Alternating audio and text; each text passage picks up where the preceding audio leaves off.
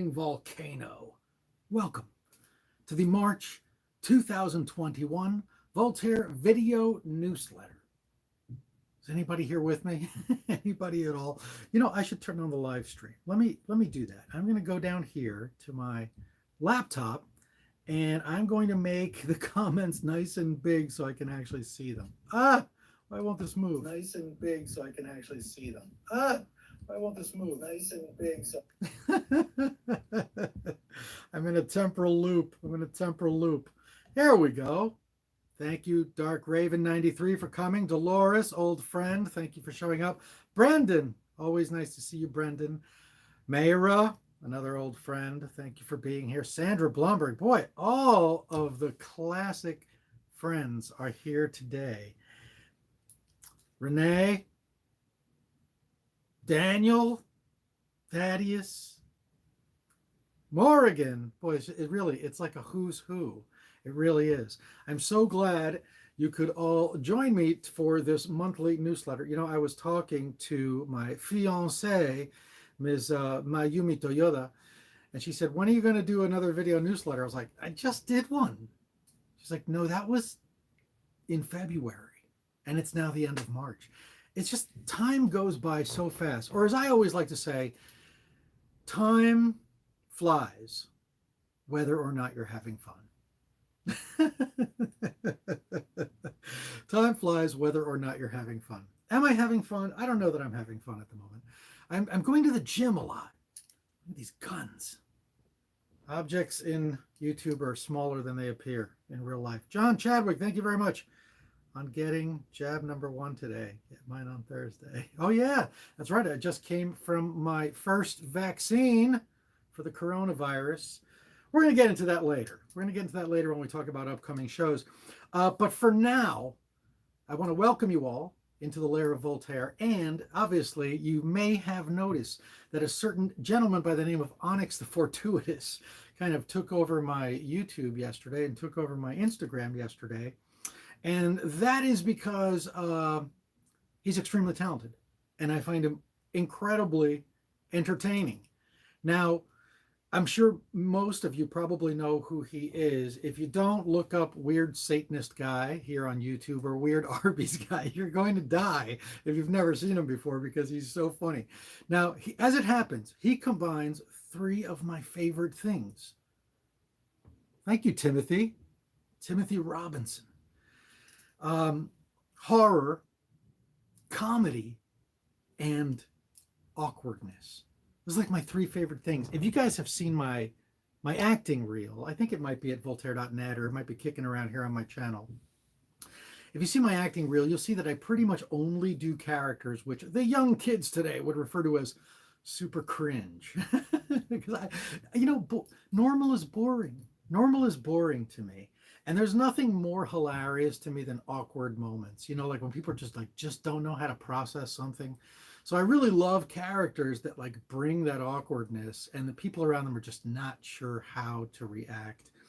So it's why I've been a fan of Onyx the Fortuitous, you know, since day 1, basically. Thank you, Anastasia.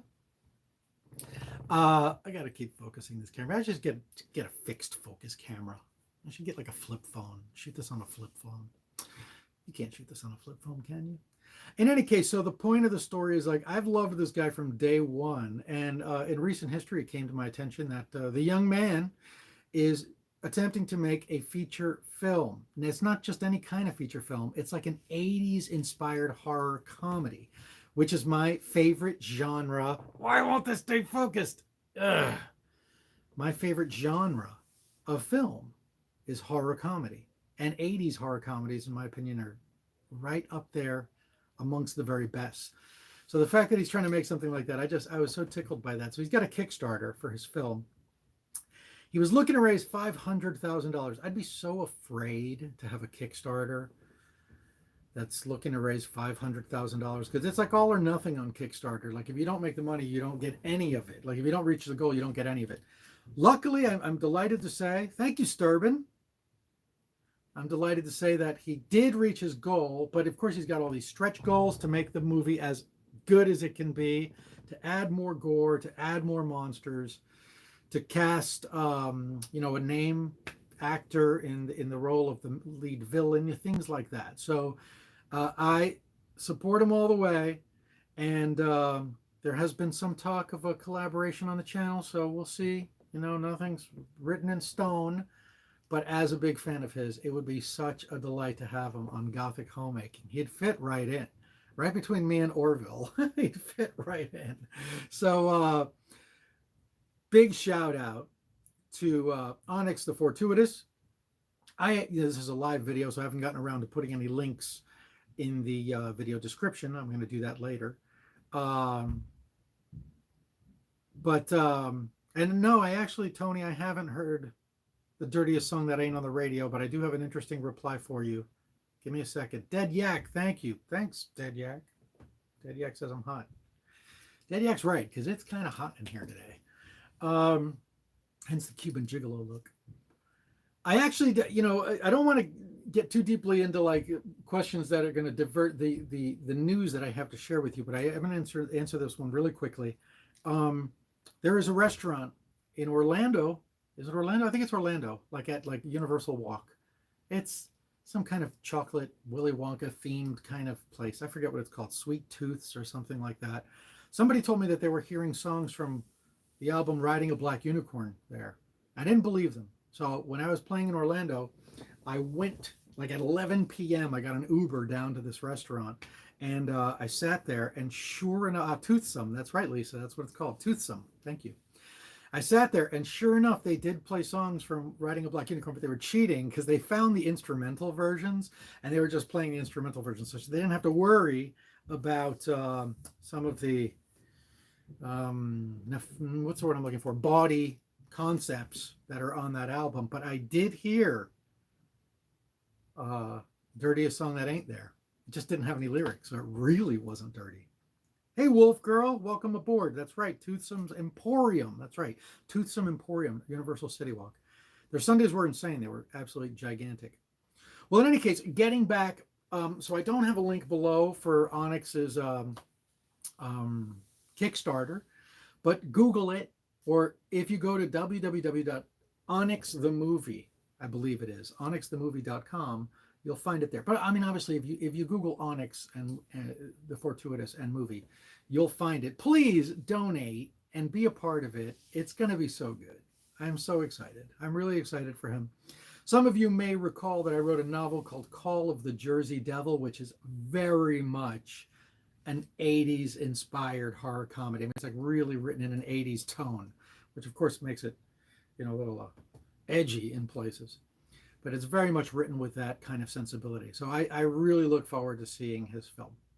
So congratulations, Onyx, on your Kickstarter, and I hope we see you here on the Lair of Voltaire someday soon, on Gothic Homemaking specifically. Moving on, I wrote myself some notes. Let me see if I remember where I put them. There they are. So, upcoming shows. Where am I playing near you? The answer continues to be nowhere. Thank you, Michael. You own a copy of Call of the Jersey Devil. Thank you for your purchase. I hope you enjoyed it. I haven't read it in a long, long time. Thank you, Wolf Girl. Wolf Girl says, I loved Call of the Jersey Devil. I haven't read it in a long time. I was really, disheartened by a review that I saw on the most respected book review site of all, Goodreads. I am joking, of course, because it just seems like a lot of the people there are really, I don't know, off their rockers. Hold on a second. I tried to check out What Is Goth, but they lost the copy. Someone stole it is what happened. Someone stole What Is Goth from your library, because that's how good it is. In any case, where was I? So Call of the Jersey Devil, I was reading the reviews, and somebody was like, I can't support this book because there's a character that uses the R word, and by that I mean a word that refers to people with learning disabilities. There's a character that refers to the gay people in a really terrible way, and I can't support this book in any way. I was reading this review thinking, you get that that's the villain, right? And it blew my mind that somebody wasn't able to figure out that the villain was the bad guy. The villain was the person doing bad things. Like, I totally get being respectful, I totally get being PC, but not when it comes to a work of literature where somebody is awful. If you want to show someone, if you want to communicate that someone's awful, you have them do and say awful things. So it just really bothered me. I really hope most people don't feel that way about the book. The villain is a terrible, terrible, terrible guy, and he gets his comeuppance, as he should, just like in literature. That's the way literature works.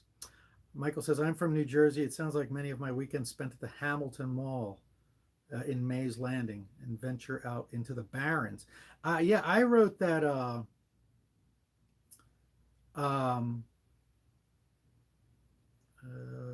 Anyway, I wrote that book very, very much based on my teenage years at Willowbrook Mall. That was my mall of choice. I also went to Livingston Mall. These are both in New Jersey. But Willowbrook Mall was definitely my mall of choice. And I literally wrote scenes remembering the architecture of the mall, remembering where the escalator was. And then decades later, I went to Willowbrook Mall with my fiance. We got an Uber and went out there to do some like Halloween filming and shopping. And that it's still all there, like all the same architecture is still there. It was really wild. Thank you, Tavo. Saludos, cuídate mucho. Igualmente, Tavo, muchas gracias. So anyway, I guess the point very simply is that I wrote a book that is very much okay, listen, of cats and crepes, I got to tell you, I've seen several of your comments. I have approved every single one of them. But if you stop writing obscenities, I can not have to unhide them.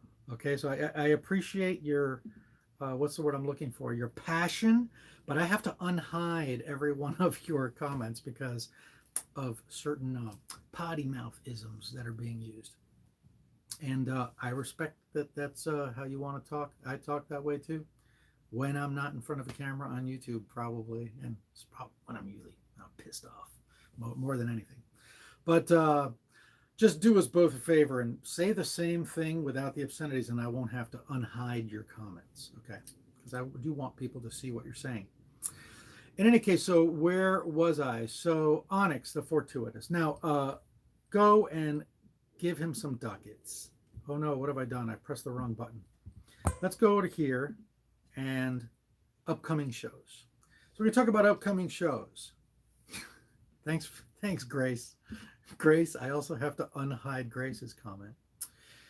Oh my God, kids today and their foul language. All Grace said was sick ass lighting, but I don't know, YouTube's like turned into a real babysitter these days. In any case, so let's talk about upcoming shows. There aren't any, okay? So like I basically had my entire year's calendar worth of shows erased last year around this time.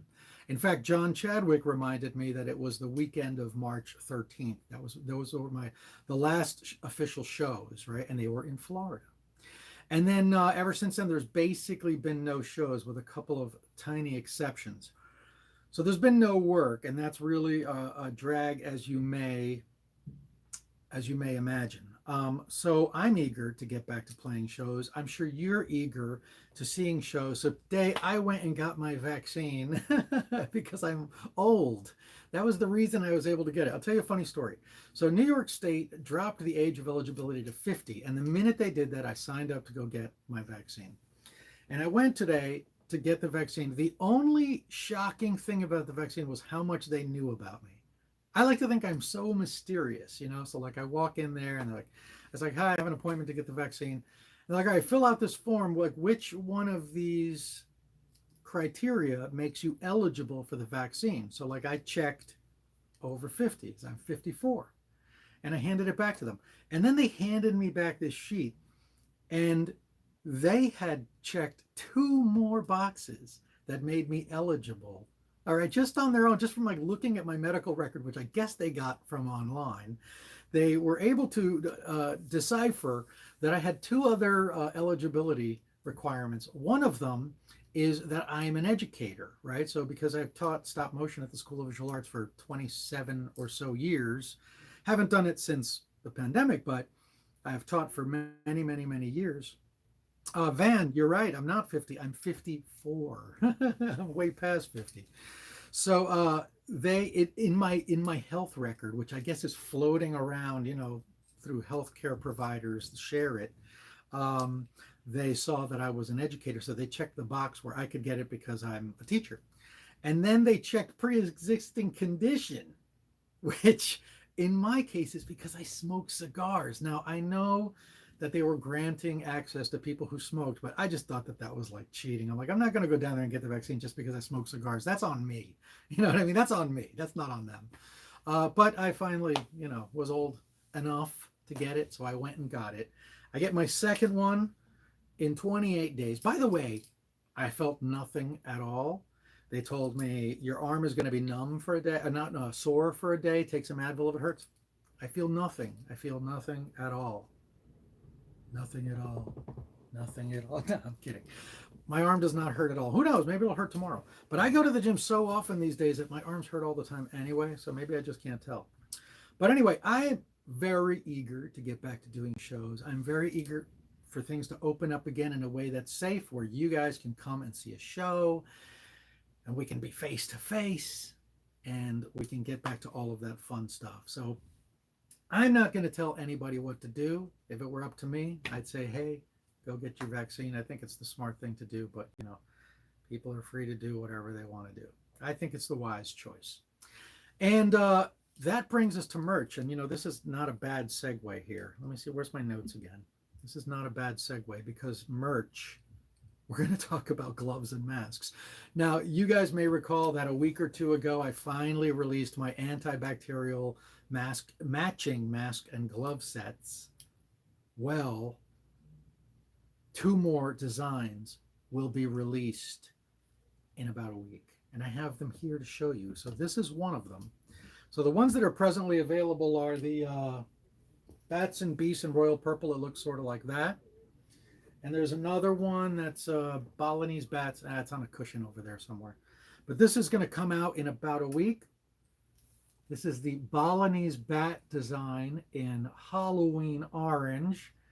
These were supposed to come out last Halloween, which is why I made sure I had a Halloween orange variety. But Halloween orange is always a good idea. What do you think of that? That's pretty neat, hey? It's got bats and filigree. I think it's quite pretty. So these will be available in about a week. Mayumi Toyoda! Don't you have better things to spend your money on, Mayumi? Go pay the internet, damn it. Thank you. That's very kind. Good, handsome boy. Oh my God. All right. Thank you. Welcome aboard, my beautiful fiance. Welcome aboard. She just sent me 50 pesos. I think it was pesos. This is the other design. This is the Lair of Voltaire crest. I'm going to get up a little closer so you can see it. Let's touch the screen to get a little bit of focus going on there.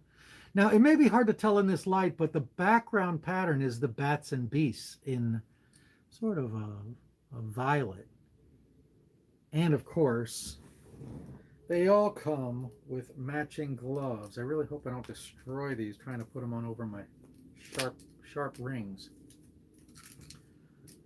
That's what that looks like. What do you think? Oh, what just happened? There we go. So this is the Lair of Voltaire crest. You could call this kind of like the official Lair of Voltaire look. So those 2 designs will be coming your way within the week. How did you feel after you got the COVID shot? Tavo, I felt nothing at all. I felt nothing at all. I'll tell you a funny thing about the COVID shot. They made me sit there for 15 minutes, like afterwards, as a precaution, right? So, because you don't know, maybe someone's going to have an allergic reaction. No, Tavo, they're not rubber gloves. They're fabric. Bend-A-Bomb. Thank you very much. Cannot wait for the next album. Oh, me too. I wish it was done.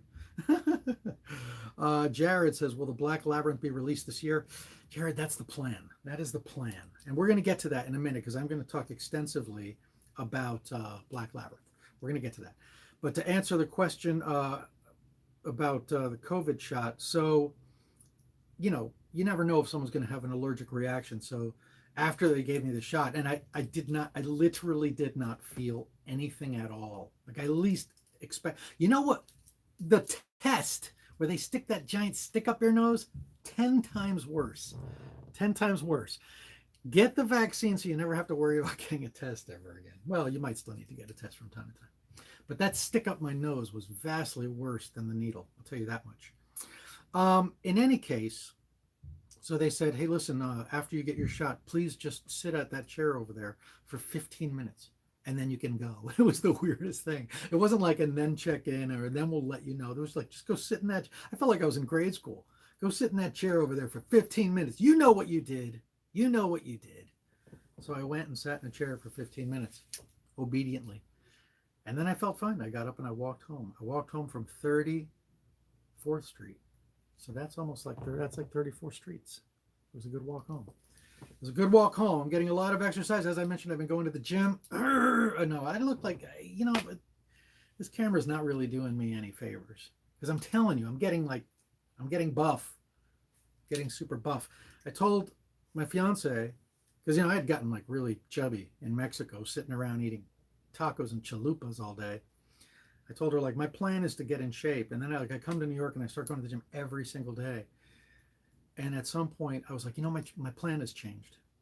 And she said, what's your plan? I said, my plan is to be able to cosplay as, drum roll, I know you're thinking Doctor Strange, Superman, and not look ridiculous.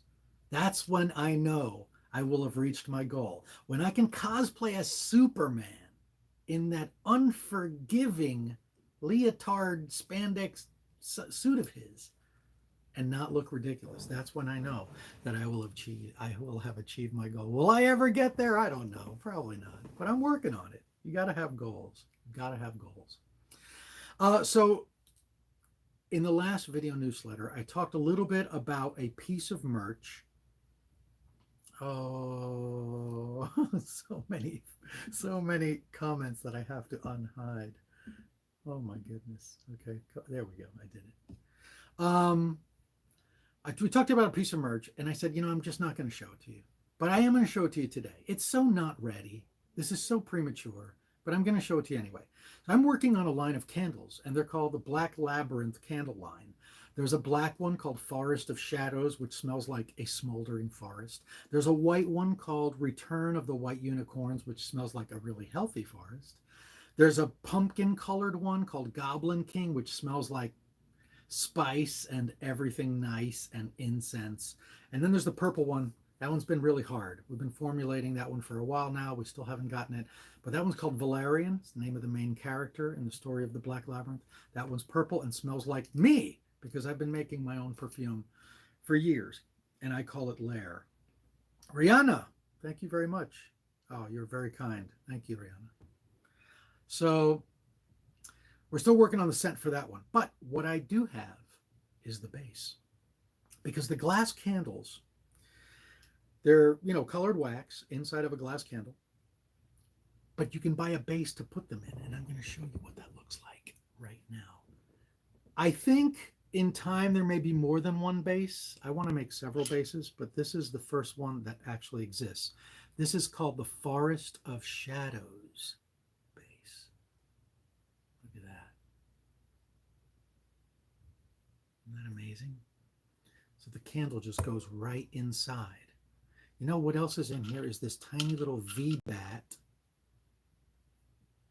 And that goes on, that will be glued to the glass candles. So each one of the glass candles will have this V that also looks like a bat. Joe Spades, my favorite song is Graveyard Picnic from the Boohoo album, and I was wondering if you have visited a graveyard of a famous person before. Yeah, the most recent would probably be H.P. Lovecraft while I was on tour, and we stopped by to see his grave. We were told, apparently you're not allowed to take pictures of his grave, but we took pictures anyway, because we're goth and punks. Crimson Werecat, so good to see you happy and healthy. Thank you. Muchas gracias. Oh my God, Mr. Grizzly. Thank you, Mr. Grizzly. Geeky Noir Creations. Love the new masks. Thank you. They will be available in probably under a week. So anyway, let's take one more look at this, shall we? Let me see if I can get a better focus. Oh, wow, look at that. And because, of course, this is from the Forest of Shadows in Labyrinth, there's a little allusion to Ludo. That's Ludo's skull back there. I mean, don't tell Henson I told you that, because there's no official characters from the original Labyrinth film in any of the Black Labyrinth. Shenanigans. Ah, I'm getting tested tomorrow, says Shenanigans. I'm dreading it. Don't. You can pull off Superman, I believe in you. Next Halloween, make it happen. Wicked Candle Base. Thank you. Don't be afraid of the shot. I'm telling you, I literally felt nothing at all. Of course, I was wasted when I went in there. That's not true. I'm joking. I don't drink alcohol before eating. I've learned the hard way. Never, ever, ever drink alcohol. No amount. Literally no amount of alcohol. I will not have one glass of wine unless I've had dinner, because it's just it doesn't lead to anything good. It just leads to getting woozy and dizzy and wanting to go to sleep at 10 p.m. Amanda says, I bought one of your bags and it came before my birthday and I love the shade of red. Oh, you mean the tote? No, she must mean the tote bags. Thank you very much for your purchase. Brendan says, have you been to Key West? I went there a few years back, and if Robert the Haunted Doll's still around, you'll love to see him. Well, that sounds really amazing, but truth be told, I have to tell you, I've always wanted to go to Key West. I've had a fascination with Key West since I was a child. Since my uncle told me he was going to take us to see Key West, and we got in the car and we started driving through the Florida Keys, which in and unto itself is kind of an experience, because like you're on a road and 90% of the time the road is over water. You know, you're hopping from island to island, and we just never made it to Key West. Like at some point, everybody was just the adults, not everybody. The adults were like, "Yeah, that's enough." We turned around and went home. You know, it was kind of like one of those Saturday Night Live deep thoughts by, is it Jack Handy? Deep Thoughts by John Handy? I don't remember his name. But they used to have these things like, I told my nephew I was taking him to Disneyland. And so I took him to an abandoned, burned down building and said, oh no, Disneyland burned down. And he started to cry. I was going to take him to the real Disneyland, but it was late, so we just went home. It kind of felt like that. Like we just never went. But yeah, Brendan, I'd love to check it out. Maybe this is the year. Maybe this is the year to check out Key West. Rihanna says, would you be interested in performing Black Labyrinth at the LOJ Ball? Labyrinth of Jareth Ball? I mean, you know, I'm intrigued by that party. I've never, ever been, for those of you who don't know, and if we're talking about the same thing, and I think we are, it's this big Labyrinth-inspired party that happens every single year in Los Angeles. I have never had the privilege of going, and they've certainly never booked me. So I've never been. But yeah, I mean, I don't know how much you guys know about Black Labyrinth, but it's a musical. It's a 20-song musical. So I'd love to see it staged, frankly. And we're going to get back to that when we talk about the book. Jennifer says, who just got home from work and was able to hop onto the stream. Hope the newsletter is going well and you're having a lovely night. I am. Thank you for joining me. Blake says, love the candles. They're gorgeous. Let us know if you turn undead from the vaccine. I will let you know. I have to write a sequel to Zombie Prostitute. Zombie Gigolo. So in any case, so now you've seen the base. I'm super excited. I think the base is so beautiful. I'm really excited about the candles. I think we're going to launch those four that I told you about. And if those go well, then I'm just going to keep making different variations based on different characters from the book of Labyrinth. And that probably brings us to our next segment, which is Black Labyrinth. Let's talk about Black Labyrinth, the album. Now,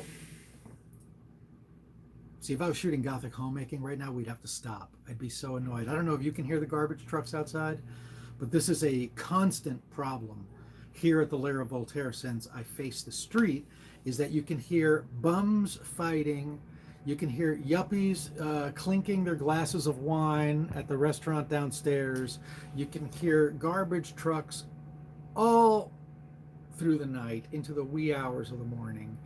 And so it's unfortunately a problem. But we don't care because this is a live stream and we're just having a chat and it's all very informal, so we can just keep going.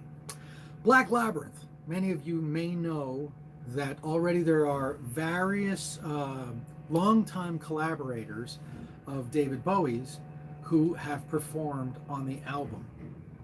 So Sterling Campbell, drummer extraordinaire. Sayan, just saying hi, glad you got the shot. Kill the Beast is now my favorite song. I like that song a lot. I've been working on it recently. I'm going to get to that. Thank you for showing up. So, where was I? Black Labyrinth. Yes, so there's quite a few David Bowie bandmates who have performed on the album. Sterling Campbell, drummer extraordinaire, who's played with Bowie for years and years and years, played all of the drums on the album. The bass has been played by Mark Plati, who produced the Earthling album, which is a great Bowie album, as well as played bass and guitar on countless David Bowie tracks and tours. And then the bass, other songs were recorded by Gail Ann Dorsey, who is another very, very famous bass player who worked with David Bowie for many, many, many years. And now most recently, I talked about this last month, but I didn't reveal the name. But I may have mentioned that one of the original Spiders from Mars has now played on Black Labyrinth, and that is pianist Mike Garson. So Mike Garson, who went on tour, anyways, okay. Sorry, I gotta approve another comment. Mike Garson, who plays, I think he started playing with Bowie on the Ziggy Stardust and the Spiders from Mars tour, I think there's like an ongoing debate over who has played with Bowie the most, Mike Garson or Carlos Alomar, the guitarist. And on Mike Garson's website, it says he has. Has anyone who worked on the Labyrinth film reached out to you about the new book or album? It's such an amazing tribute. They should be thrilled. No, nobody yet. Nobody yet. I think if they reach out to me, it'll probably be to sue me. I hope not, but that's my suspicion. But in any case, so what an incredible thrill. Oh, this camera will not stay focused. It's so bloody annoying. It's such an incredible thrill to have somebody who graced so many David Bowie recordings with unbelievable piano playing to have played on Black Labyrinth. And he played on Someone Like You. Maybe I could play you a little bit of it. What do you think of that? What if I were to play you a little bit of that? Let's see if I can find it. Here's my folder, and here's Someone Like You.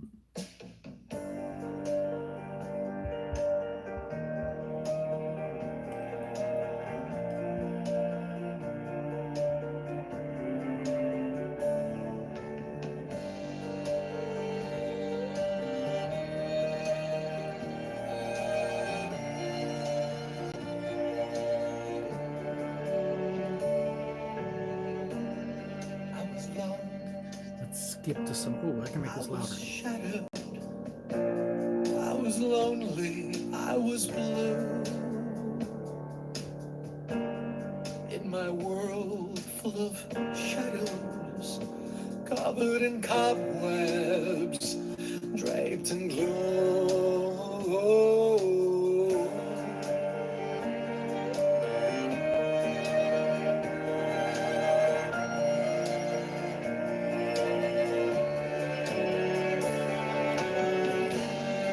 I'm just going to skip ahead to some of the crazier stuff.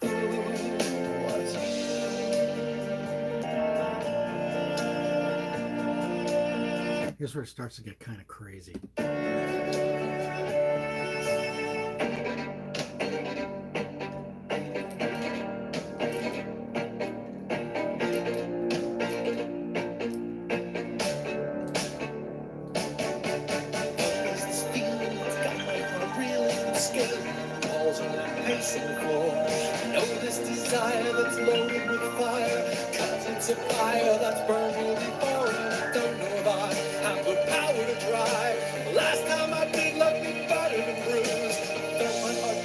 Can you headbang while you play piano? Air piano? will lose. I will tell the lies and let all this light wash out the hurtful times I went through. I will wave goodbye to sobbing in the night. I will let my life start anew because of you. Because of you, how long have we waited for someone like you? Say Just to be clear, I'm pointing at my Yumi. that it's true. Tell me it's you. All my world needed to see it through was you. Anyway, just a little taste. Just a little taste. I totally covered up my comment section, so I apologize if I missed anybody's comments, but oh my god. Just there's so many comments to unhide. It is so outrageous, you potty mouths. Okay. I allow it all as long as it's not rude. I don't mind when people use expletives to get the point across that they're excited. I as you all know, I don't do trolls, and I if anybody disrespects anybody else, they instantly just get thrown into the garbage. But I don't mind the expletives, but I have to go in and unhide the comments. The Dark Raven, this and Kill the Beast are my new favorites on the album. The strings and piano are so beautiful. This album is a masterpiece. Thank you very much, Dark Raven. So, oh my god, more expletives. I have to unhide so many comments. If you don't expletives, that oh my god, jeez. Okay, I'm gonna stop unhiding comments. If you curse, you're just gonna stay hidden because I can't keep doing this.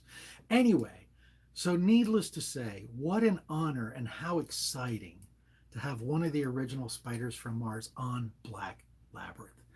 And right now, as we speak, there's so much more work happening. I've got to open up my notes because there's so much stuff happening. Violins and cellos have been recorded for Kill the Beast, No Honor Amongst Thieves, and Safe in Your Love. Safe in Your Love now has a full string section. I've never done this before. If you listen to my albums from the very beginning up until today, well, up until the last album I released, what are the odds? When there's strings, there's one violin and one cello, almost always. But I am now writing string sections, and I'm now recording string sections. I'm going to play you a quick example. I've got to open up a music editing software for this one. So let me try not to hide my comments when I do it. This is Safe in Your Love, and I'm going to play you, I guess, just the strings. This is 12 violins.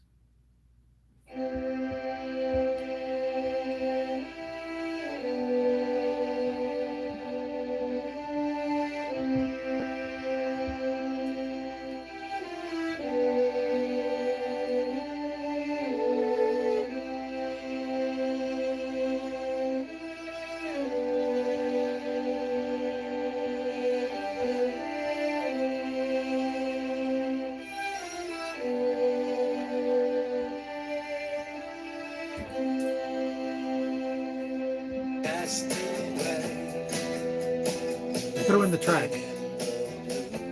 Searching for a friendly shoulder, so long to find you.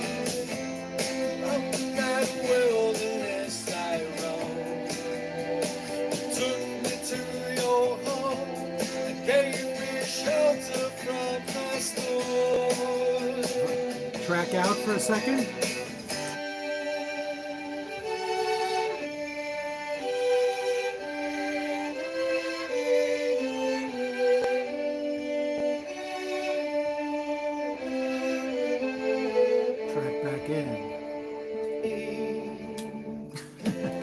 That was going to be more climactic part. Now this part is very important. This is Gail Ann Dorsey playing bass, and there's a great story behind this. I have to pause for 1 second. Crimson Werecat, full orchestra for Black Labyrinth, A Dude Can Dream. That's stunningly beautiful. That is exactly what I'm working on. It's exactly what I'm working on, is full orchestra. I may have to do it one instrument at a time. I'm not sure. That's how I'm doing it right now, but that's where I'm going. Janet! Oh my God, my old friend Janet. So nice to see you. Vixen, yes, I know. Someday I hope to see you in person again. I miss concerts and conventions. Me too. Brenda, thank you very, very much. Thank you for joining me. So I'm going to rewind that little part for a second. You know what? I should tell you the story first. So there's something that I want to tell you about Black Labyrinth, but this is the perfect segue. Gail Ann Dorsey, David Bowie's bass player, I sent her this song, Safe in Your Love, and she wrote to me. Her emails were so sweet, so considerate, and so beautiful that I copied and pasted them into text files and saved them. That's how amazing working with her was. And when I sent her this song, she said, this song reminds me of Ashes to Ashes. Do you mind if I play a sort of space bass kind of solo on this? Now, in retrospect, I think she meant Space Oddity. I don't think she meant Ashes to Ashes, because I went back, I listened to Ashes to Ashes a million times. I was like, this sounds nothing like Safe in Your Love. But Safe in Your Love does have the same chord structure in the beginning of it as Space Oddity. So I think she meant Space Oddity. But she played this. Let's back up.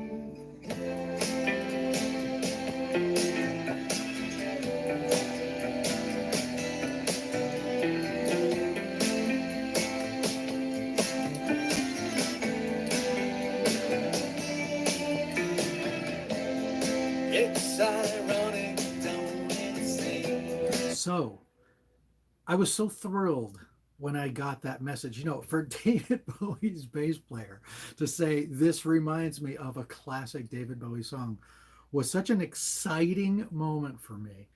But it gave me an incredible idea. And the idea was, now, I don't know if you know this, but in Labyrinth, there are 7 hidden images of the Goblin King. There's one super obvious one, and that's when there's like 3 rocks, and from the side, they don't look like anything in particular, but as the camera passes and they line up, you see a very clear image, a portrait of the Goblin King. Well, there's 6 more of those images hidden in the film.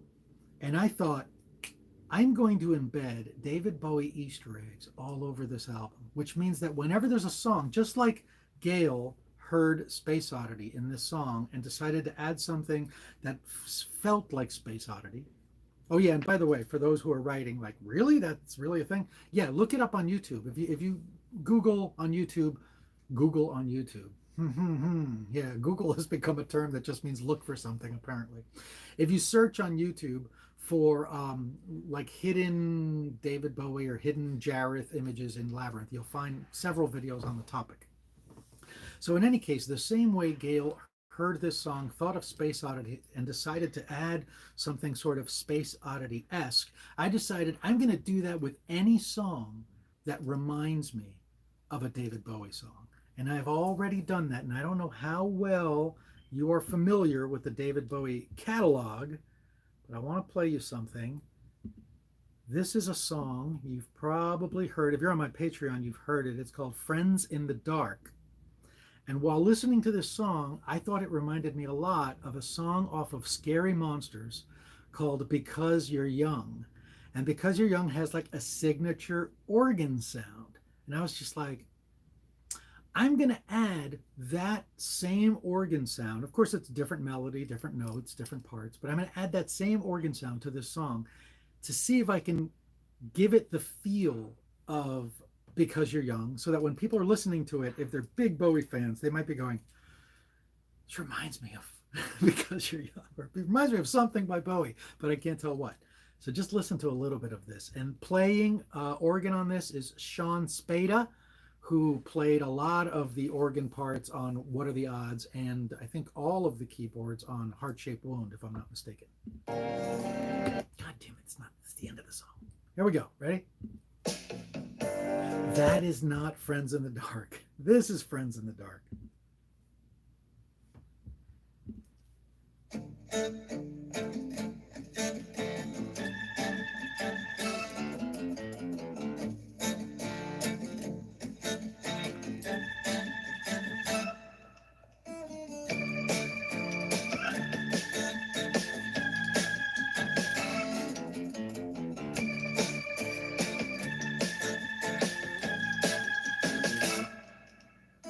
Lightning strikes and go up the animals, staring back to their holes. The million eyes of the night jungle wish you were alone. The trees went back as all of their bodies moving into sinister plains. You might be right, think the horror is just about to begin. The night is falling. Your faith is faltering, and you're alone. What's your plan to survive when you find you alone in the dark?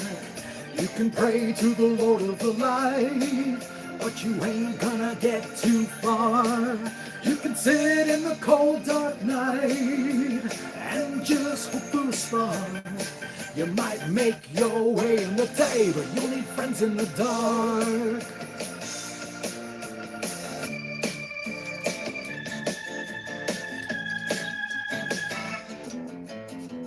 Anyway, I think you get the picture. So that's the plan for a lot of this record. That's the plan for a lot of this record. I am just going to, every time I hear something that makes me think, oh, wow, this reminds me a little bit of this Bowie song, I'm going to add something from that song. And then at the end, maybe it'll be a drinking game. You have to find, it'll be the most epic David Bowie Easter egg hunt of all time. That's what I'm shooting for anyway. So thank you so much for listening to all of that. Was there more? Did I have more to share about Black Labyrinth, the album? Franz Nicolai, the accordion player extraordinaire, has joined the Black Labyrinth. You may recall him from To the Bottom of the Sea. It was the first album where I worked with Franz. He is an incredible, hold on a second, I want to read this real fast. Madison, I was performing Land of the Dead in my high school talent show, and everyone loved my performance and my outfit, which is a vintage Halloween dress. That's awesome. Thank you for playing my song. So in any case, so Franz has returned, and he has played accordion on Kill the Beast, and he's played accordion on No Honor Amongst Thieves, and he will most likely play accordion on a song called It Was Music All Along, probably in the next couple of days.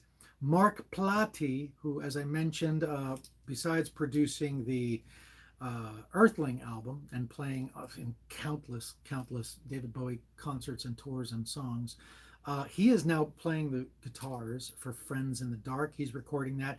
As you may recall, Ray Toro of My Chemical Romance played the guitars for a song called, Keep On Moving. I couldn't remember which one because there's two of them that I want him to play on.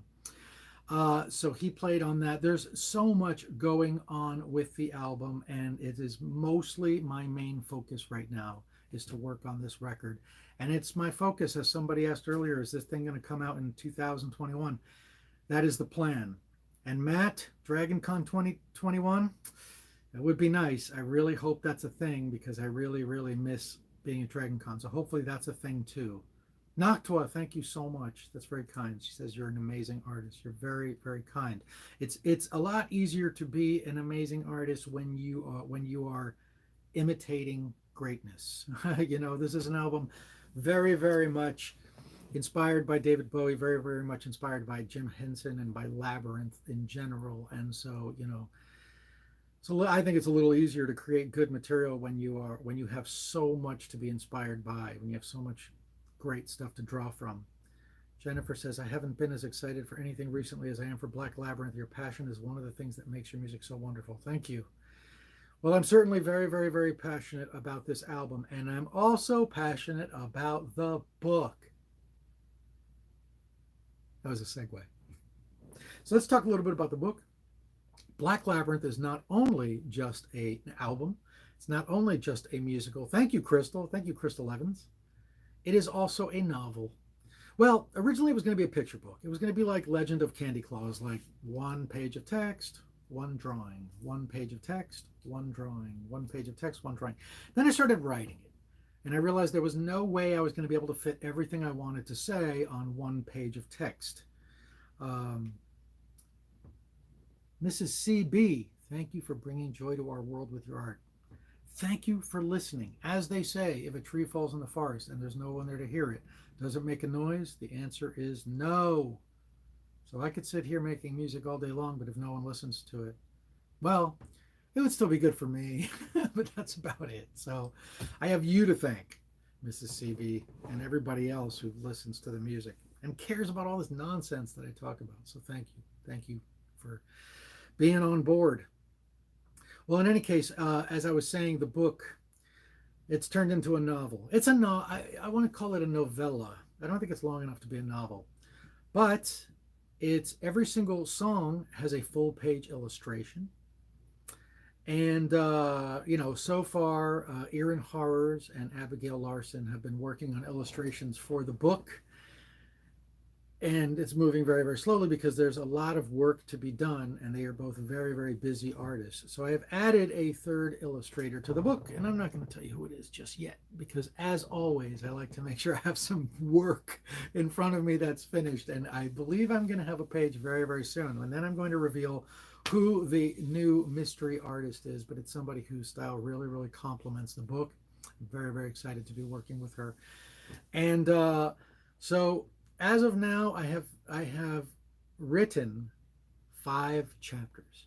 So I am a quarter of the way done writing the novella, The Black Labyrinth. And I have found what I like to think is a clever way to, in essence, stage the musical, like to write the libretto for the musical, and or a guide for anybody who might want to turn this into an animated feature film. Because when I write a chapter, of course each chapter is based on a song, so I find a way to reference all of the lyrics, and then there's the events that are happening between the lyrics. So you have a visual representation of exactly what's happening while the song's being sung. And that is what I have been working on recently. Synthetic Human Alternative. I'm introducing my little sister to music. She was supposed to start middle school, and I'm experiencing nothing helps you find the right kind of friends like knowing the lyrics to When You're Evil. That's funny. I can't believe that song's still kicking around. I love that. I love that. It's so bizarre, but like if I look at my stats on YouTube, like my #1 video every month is still When You're Evil. That's pretty cool. Well, in any case, oh, and of course, some of you may know that there is a sequel to When You're Evil, a spiritual sequel to When You're Evil on Black Labyrinth. It is called, well, it was originally called When I Said I Was Evil. And it's a tango, like When You're Evil. But now I realize it's got a different name. Now it's called The King of Villains. And it references a whole bunch of Disney villains in it. It quotes a bunch of Disney villains in it. But I sang that, I think, last month or the month before, so I won't do that again. And I haven't gone to the studio to record it, so I can't play your recording of it. So in any case, that is what's going on with the Black Labyrinth book. It is 1/4 done. Here we are at the Lair of Voltaire. You know what my schedule is these days? I wake up and I go to the gym, and I'm at the gym for like an hour and a half, and then I come back here and I take a bath, and then I make dinner, and then after I make dinner, I work on internet stuff, I guess, and social media stuff, and then I pull up a chair right here in the center of the room, and I pull off the haunted library end table. I take everything off of it, and I put my laptop on it, and I sit there till sometimes 6 in the morning working on the Black Labyrinth book. And that has basically been the routine. So it's like during the day I work on the album, and I'm sending sort of marching orders to certain musicians, like here's this track, and they're coming to get me. Here's this track, and here's what I'd like to hear on it. And actually, this is new. Check this out. This is how I'm writing strings now. Those of you who know me really well know that for the most part, I go, the violin should go like this. And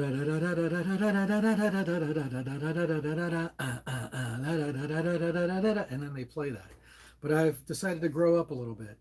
It was mostly Mayumi's inspiration. Mayumi works on her music using a controller like this, and so I decided to try it out. And now, and that those string parts that you heard for "Safe in Your Love," that's how I did the majority of that, by playing it on a keyboard. And now I'm starting to write like brass sections. It's insane. I'm turning into Danny Elfman over here. It's nuts. So a lot of excitement for Black Labyrinth. And I guess that brings us to my spooky flea market, live auction. So as you know, as I was talking about this last month, it's getting really, really crowded in here. I've been hoping to make a Gothic apartment tour as the 100th video for Gothic Homemaking. But it's too dense in here to do. Like, I don't want to film in here. It's too crowded.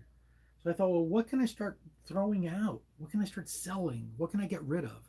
So I did put a bunch of stuff. I did do a bunch of stuff. Put a bunch of stuff in storage. But there's a bunch of stuff I'm just like, I don't want to put this in storage. I just want to sell it. And I was showing you this last month. It's like, these are my Fluvog shoes. These are my Fluvog shoes in ox blood. That's the name of the color. And I wore these shoes in literally hundreds of shows in dozens of countries. They're wearable. I mean, they're not so far gone you can't wear them. They're a size 11. They're mostly rock and roll memorabilia. I mean, I think if you were going to buy something like this, it would probably be because you want to just get the cash, says Farron. I'm trying. I'm trying to get the space mostly. If cash comes along with it, I'd be really thrilled. But I'm mostly just trying to get the space. So I was like, well, what if I do something like a my spooky flea market and do it like QVC, like do it live and do like a live auction? Would you guys be into that at all? Would you be into that? Oh, Alice says, I remember you wearing those at the show I went to. Really? Wow, was I wearing those still? Because I thought by then I was wearing the black Magnus. But you might be right. But yeah, I've worn these at hundreds and hundreds of shows. So all right, so what would you pay for this? There's another one. It's not just this one. There's two of them. I'll sign it if you want me to. I'll probably put something inside it for, maybe a CD or something. I'll put a necklace, a key necklace. What do you say? I'm not really taking offers. You can just throw out $50. Wow. All right. I'm up to $50. Thank you, Rose, by the way. Saludos de Mexico. Greetings back. Gabrielle, I was listening to Buck Chiku recently and swear he used your projectionist as inspiration. How recent a Buck Chiku album was it? Because I know Buck Chiku from the 80s. I didn't even know they were still around. $60. We're up to $60. A random thing says 75 to 100. 75 to 100? We're getting there. We're getting somewhere. Do a lair auction, says Shenanigans. Yeah, that's what we're doing right now. I'm going to sell this one shoe. No, I'm kidding. It has a pair. You could wear them. John Chadwick. $100. All right. So I guess if we were really doing a live auction, Jennifer says 4 payments of $29. I'm not doing any payment plans. The idea is to get rid of stuff. Voy a moderar esto amor. Yeah, if you were here, Mayumi, it would be a lot easier. We're up to 102.55. 150, says Sturban. 150. Oh, we're back down to 120. Okay. Someone said 300. I didn't see 300. I'd sell them right now for 300. $300. Whoever wants them. Or you can keep. Oh, really? Miku Johnny, $300. I might do that. I'd do $300. If you're serious, email me, voltaire@voltaire.net. If you live in the United States, shipping's on me. Oh, wait, hold on now. Quinton George, Quinton or Quinton? Quinton George says $500.48. Quinton might just be pulling my leg. How much were they originally? Like $600. No exaggeration. I paid like $600 for those. Someone who's not me say 400. Mikukani, Mikukani. 2 kidneys? Well, the thing is, I don't need extra kidneys. I'd probably take a liver. Somebody wants to donate a liver. I know. Cindy says someone said $500, but I didn't personally see it. Shoati says 400. My feet are too damn tiny to wear them, says of Cats and Crepes. I imagine having them in a glass case in a house like, oh yeah, Voltaire wore these. Don't touch. You cannot even gaze upon them. $600?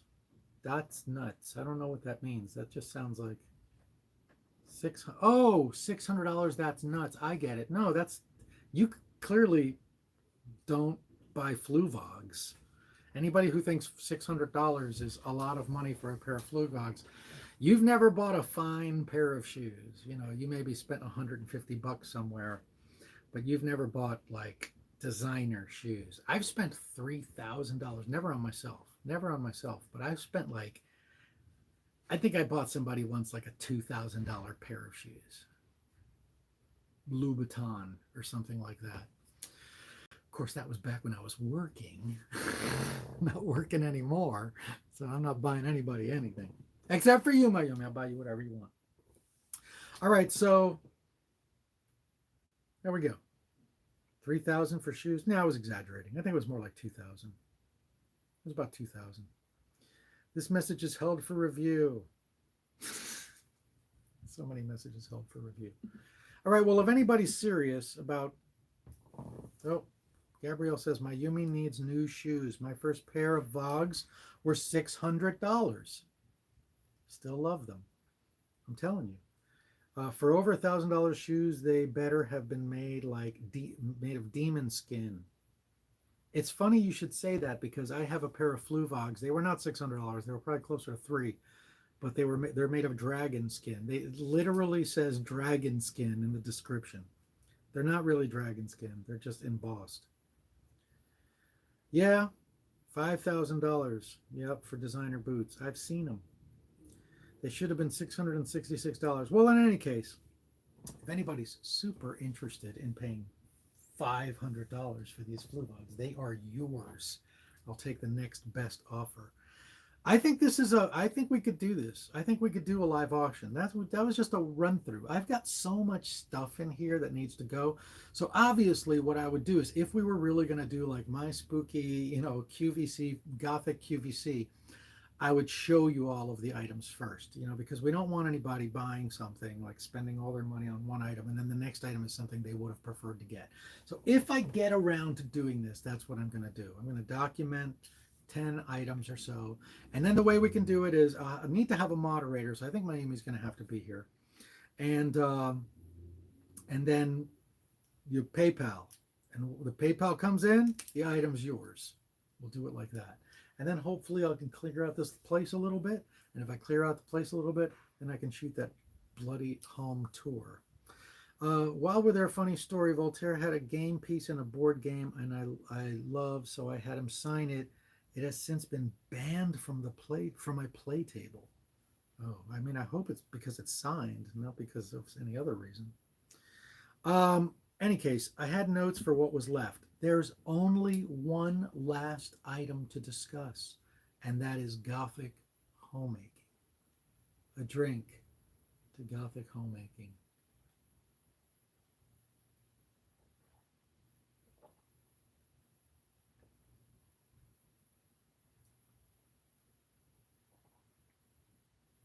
All right. I'm going to hold on to it. I may need it. I've been getting a lot of messages from you guys asking when Gothic Homemaking is coming back. I got one message that kind of annoyed me. I'm going to be honest. I was a little bit annoyed. They're like, you keep posting all this stuff about merch you're selling. When are you going to make new videos? Let me explain to you that I spent a year not working, not making money, but still spending thousands and thousands of dollars of my own money to make Gothic Homemaking for you to watch for free. Like the money has to come from somewhere, So don't be so hard on me if while I'm not making Gothic Homemaking, I'm promoting the merchandise that I sell on the Society 6 store and, my merch store and places like that, because that's, can't speak. Besides my incredible supporters at Patreon, that's pretty much the only way I have any money at all to do anything. So, I plan to get back to Gothic homemaking. I mean, to be honest with you, I was so burned by YouTube at the end of 2020. I was so burned after an entire year of investing so much time and money I didn't have to make entertaining, high quality videos every single week for months and months and months at a time, that all I wanted in return was for YouTube to work. For if you do something consistently and it's quality and people are watching, that it'll have some notoriety, that YouTube will share it. But by the end of 2020, what I learned is that there's no predicting what the algorithm's going to do. You can throw all of your money and all of your effort into making quality, consistent content, and it may still not check whatever box the mysterious algorithm is looking for that week. And I was just so burned out that I stopped making videos. I think it was the beginning of January, and I've been on hiatus ever since. Valeria, hello, saying hi as in every transmission. Hope we can make the money to go up. You know we love your art. Thank you. Thank you, Valeria. I just got so burned by the algorithm because I'm not asking for any favors. I'm just asking that hard work be rewarded. Hard work and quality be rewarded. And the algorithm has just come to a point where it's just, you just don't know what to do. And not working, not having an income, and busting my ass to make these videos that I don't make any money from. Trust me, like, YouTube does not pay you a living wage. You don't make a living wage from YouTube, at least not at my level. So it just got so frustrating. And as I said in probably the video before this one, and probably the video before that one, and probably the video before that one too, I decided that I'd start making Gothic homemaking videos when I felt like making them again. And I still don't feel like making them because I just don't feel like I don't have the passion to do it right now because I'm still so mad and so frustrated at how 2020 ended. Honored to help, proud of calling myself your supporter. Thank you, Crimson, as always. Thank you. So here's the thing. I love Gothic homemaking. I made Gothic homemaking to make my apartment a place I wanted to be. Mission accomplished. I'm here all the time now. I enjoy being here. I've created a home for myself, and it's such a pleasure to be able to invite you into my home. So I'm looking at the kitchen right now as we speak, and I'm just now this week starting to itch to finish the kitchen renovation. So I'm just starting to get that spark, but there's something else urging me forward, and that is that May 1st or thereabouts is Half-o-ween. And for those who don't know what Half-o-ween is, it means halfway to Halloween. And I really love the idea of Gothic homemaking coming back at Half-o-ween. But that means that April 1st, I need to get to work because I need a month to be ready to launch on May 1st with like 4 killer videos. So having said all of my frustrations, and nobody ever likes to hear an artist rant, I know that. But having said all of that, having vented and gotten that all out of my system, there is a very, very good chance that Gothic homemaking will be back for Half-o-ween.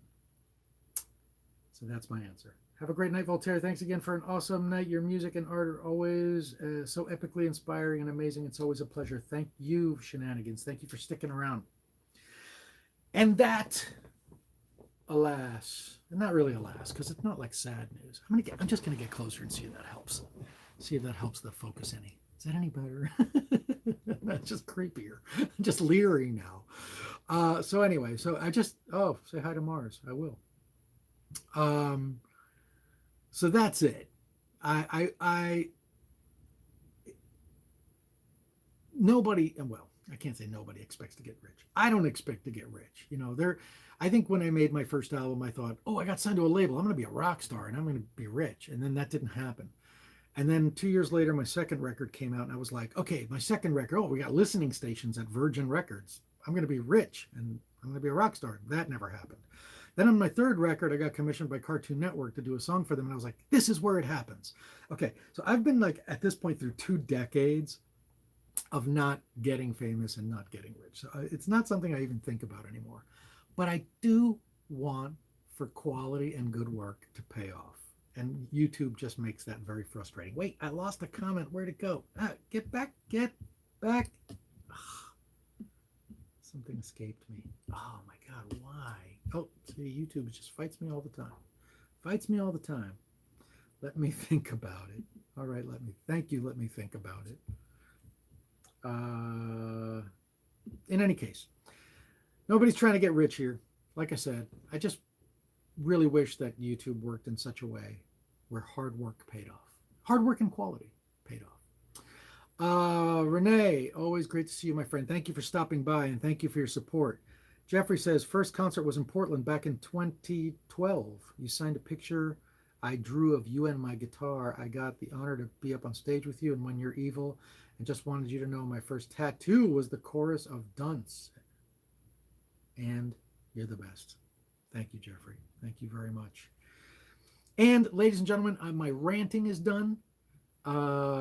Gothic Homemaking will probably be back May 1st. It's the longest hiatus I've taken, but man, was I mad. Man, was I mad. There was a story I was going to tell you. It was an analogy I was going to tell you. And then I kind of thought better, and I was like, no, I'm not going to share that story. But screw it. I'm going to share this story. But first, I want to read this. Anna says, just wanted to say you've always been a big inspiration to me. I know this may be weird, but could you wish my boyfriend Max good night because it's 5 a.m. Good night, Max. I'd say go to sleep, but you still got one good hour of work left. That's how I think. It's usually not time to go to bed till 6. Good night, Max. Crystal says, hopefully things go well. Can't wait to see you at the Crack Fox in St. Louis. Me too. I hope shows open back up again in a way that's safe for people to attend. Everybody go get vaccinated, please. Let's just get this crap behind us and get back to normal or something resembling normal life. Okay, so I said I wasn't going to share this story, but it's story time with Volty. Earlier today when I was thinking, oh man, I know I shouldn't share this. I shouldn't share how frustrated I am about YouTube and the algorithm because no one likes to hear an artist rant. Better to be pissed off than pissed on. That's true, Gabrielle. So I thought of an analogy regarding like when I would be ready to make Gothic Homemaking videos to get, this is so horrible and you're all going to hate me and think I'm a terrible, terrible, terrible person. But it reminded me of when I got the news that my stepfather died. Now, keep in mind, my stepfather was an extremely sadistic and abusive man who beat me on a near daily basis, and he was a tyrant, and he was terrified of homosexuality. So absolutely everything that I did was a sign that I was a homosexual, and being a homosexual, in his opinion, was deserving of a beating, if not death. So this was a man that I had and I have to set this up so that you understand where I'm coming from. But this was a man who I loathed. And I loathed him so much that I had to run away from home at the age of 17 to get away from him more than anything else. Yes, there were bullies at school. Yes, there were other problematic family members. But my stepfather, he presented a clear and present danger. And I ultimately ran away from home to get away from him. That's the setup. My son is going to be born at some point tonight. What? And being named Aurelio after you. Glad I could catch you to tell you. My wife and I love your music. Holy smokes. Well, congratulations. That's so amazing. And I am honored. That is amazing. Get back in the delivery room. Thanks for popping in. Holy smokes. So in any case, so now you know, just so that you don't think I'm so callous, now you know the setup. I literally ran away from home. I went to the big city where I had no friends, no job, and no home. Being a homeless teenager in New York City was preferable to living under the roof with that man. So, decades and decades later, word gets back to me that he has expired, right? So now my mother, still his partner. We're not even going to get into all that, but she was still his partner all of these years later. So for all intents and purposes, her husband has died. And like a family member told me that my stepfather passed away. And, you know, of course, I felt a huge wave of satisfaction, right? Somebody who had done me so wrong, somebody who had caused me so much pain was dead. I did not feel remorse. I was like, I'm going to go pee on, tell me where he's buried so I can go pee on the tombstone. And so, of course, when somebody's partner dies, you think, like, I got to pay my condolences. Carol says, I'm from Alaska. I look forward to any Gothic homemaking you put out when you're ready. Thank you. Thank you for your patience, Carol. Thank you for your support. So when someone's partner dies, obviously you think to give your condolences, but I was like, I can't call my mother because I won't be able to say anything supportive or of value without laughing because I'm still celebrating. So like a week went by and then like another week went by, and finally my mother called me. It was like 2 weeks after his death, and she was like, I don't know if you heard. It's like, your stepfather died. And I said, yeah, I heard. And she was like, you didn't call or anything. And I was like, well, to be completely honest with you, I was waiting until I was done celebrating. But I'm just not done celebrating. I was just not done celebrating. And it was so, maybe it sounds really, really mean, but if you had been in my shoes, I think you might have understood. But I thought, like, that is the perfect analogy for how I feel about Gothic homemaking. It's like after being beaten up by YouTube so badly, I was like, just don't know if I have what it takes to get back into doing these videos. Sergio says, hi, Voltaire. I'm a big fan of our music, Heart-Shaped Wound being my favorite. Quick question. What's your song, The Chosen, about? The song The Chosen is about getting into the mind of somebody who is a psychotic killer and trying to understand what goes through their head. Now, obviously, there's a lot of mental illness involved in the perspective of that person. And the idea is that you couldn't possibly relate to somebody who is a serial killer or a psychotic maniac, but it was an attempt to get in there and to try to think what they think and to try to like find their justifications, not to justify their actions, but to understand their perspective. And that's what it is. It's role playing. It's a piece of literature. It's like when Stephen King writes a novel about a monster. Like, he's not a monster, but he's getting into the head of the monster, getting into the head of the murderer, and kind of figuring out what their motivations are and how they came to a point where they suddenly thought that they were completely justified in doing something horrible. It's a literary exercise, if you will. Sigma says, good night, Demon Slayer. Thank you for amazing music. And my favorite so far was The Ship's Going Down, Beast of Pirates Bay, and When You're Evil. If that's true, then I think, Sigma, you're going to really like Black Labyrinth. In any case, I hope you didn't find my analogous story too distasteful. But what can you do? Colette says, my mother was a total beep. I can totally relate. Yeah, I'm a lot of things, and I think ultimately I am sympathetic of people who deserve sympathy, and truth be told, I'm just not the kind of person who, once somebody dies, I say, what a great person they were. It's like, no, if they were a jerk during life, then the only thing I have to say is I'm so glad they're not around to hurt anybody else. All right, well, that was really serious and dark, and I didn't mean to go there, but there we went. And now I have officially finished. My video newsletter. John says, I watched David Tennant playing real-life serial killer in Deaths. Unsettling but fascinating. Yeah, I mean, whatever. who knows what goes on in the minds of these people. All you can do as an artist is imagine. In any case, so that's, normally when I'm done with my video newsletter, I look at the time and I'm like, okay, well, it hasn't quite been an hour. So let's finish the rest with some questions. But holy smoke. Wait, Darren says, tell us a joke to end the stream on a lighter note. I don't know any jokes that I can tell on YouTube. Okay, I'll tell you a joke, Darren. I'll tell you a joke. Here's a joke. But first, David says, thank you for years of inspiration. I want to send you my hot sauce, morbid sauce. It's got a macabre, elegant theme I think you'll love. Great. Please send it. Send me an email. Go to voltaire.net. Easiest way to reach me. Go to voltaire.net and hit the, I almost said the panic button, not the panic button, the contact button.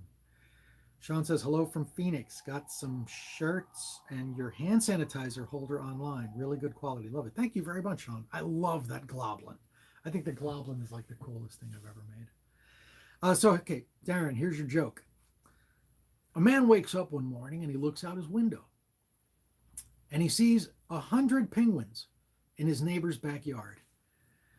So he phones up his neighbor and he says, hey, Bill, can't help but to notice that you've got 100 penguins in your backyard. And Bill says, yeah, I know. I don't know where they came from, but there they are, and I don't know what to do with them. So the guy says, take them to the zoo. What are you, dumb? Take them to the zoo, damn it. So Bill says, oh, right, the zoo, of course. So the next day, the guy wakes up, and he looks out his window, and he sees that there's still 100 penguins in his neighbor's backyard. And he calls up his neighbor. He says, Bill, there's still 100 penguins in your backyard. And he says, yeah, I know. He's like, well, I told you to take them to the zoo. He says, oh, no, I did yesterday. They loved it. Today we're going to the movies. That is your joke. Totally safe for the YouTubes. And if you like, we can spend a couple of, oh my God, this focus, I swear, it's going to be the end of me. We'll spend a couple of minutes on questions and then we'll call it a night. What do you say? Oh, Jack Mania received there. Where'd you go? Candy Claus plushie, my sanitizer. Thank you so much for your purchase. Oh, I just missed somebody. Rythian Black. Evening Voltaire, wanted to thank you for inspiring me in my work in Gothic crafts and furniture. It is an everyday struggle for me to achieve my dreams and stay motivated. I hear that, but you're in the good fight. You know, you're already way beyond the first step, which is believing that you can do it and going out there and doing it and just getting the door slammed in your face and putting in the hours. It's a noble fight. Trust me. Stick with it. I've seen your work and it's great. So you're on the right track. Just stay with it.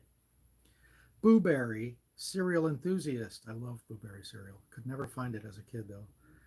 You got to come back to Florida soon. Both the Spookeasy and Prometheus are moving to much better buildings, and you need to see Gideon's Bakehouse. Well, I got some news for you, Booberry. I got an email today from a promoter in Florida saying, you want to book some Florida shows? How about July? And we decided that the best course of action was not to book them right now, but to see how things progress, but with an eye on doing Orlando and Tampa shows in July. So you may see me there in July. Wolf Girl says, are you still going to do a blooper video of Gothic homemaking? I don't know. It's a good idea, but it would require thousands of hours of going through footage. So I don't know. Would be a good idea though. I disagree, Valeria. It was totally a dad joke. That was totally a dad joke. Ransel says, is your stepfather why you wrote When You're Dead? No, that was about some other prick. It was literally about some other prick. There's no shortage of them. There's no shortage of them. Oh yeah. Ditzy, you have no idea how many things I've broken. Ditzy says, you seem to make everything effortless in your videos. I can only imagine how many things you've broken trying to goth them up. Loads. I've ruined loads of things.